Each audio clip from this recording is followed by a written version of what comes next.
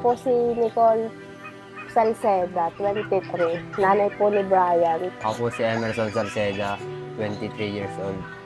Ama po ni Brian Salceda. Brian Emerson Salceda, 1 year old. Leukemia LCH, high risk.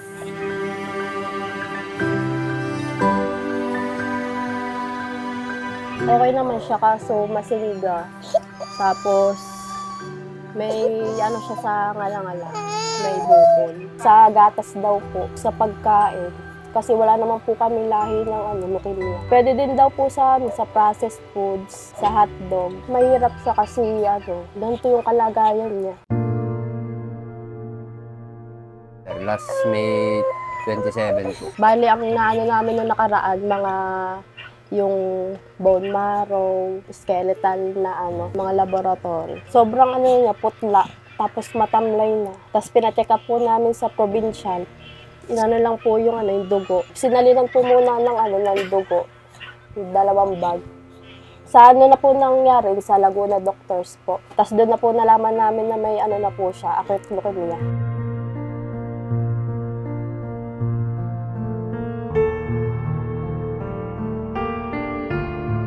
Bali po sa isang buwan, every other day po kami babalik dun para po sa chemotherapy po ni Brian. Bali magbiyabiyahe lang po kami sa loob na isang buwan, pabalik-balik po dun sa PGH Manila po. Tapos uwi po dito sa Laguna. Tuwing 2:00 po kami ng madaling araw na luwas, tapos hating gabi na po nakakauwi.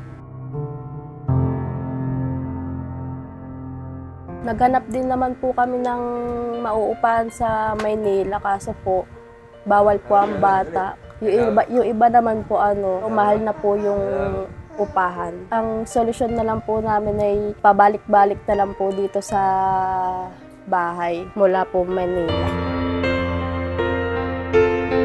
Tingnan lang po sa anak ko para mas tatagan po namin. Tsaka po dasal lang, yun lang. Ang dagdadasal lang din po para sa kanya.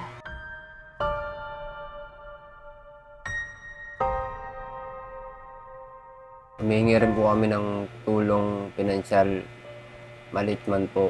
Malaking tulong na po sa amin yun para po sa pagbiyahe-biyahe po namin papuntang PGH. Kasi malayo rin po yung pagbiyahe namin. Alis po kami ng madaling araw. Uwi rin po kami ng hating gabi. Sana po matulungan niyo po kami.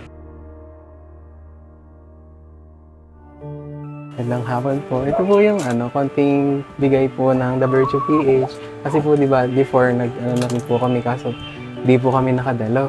Kaya ito po, pandagdag na lang po dun sa nabigay ko natin before.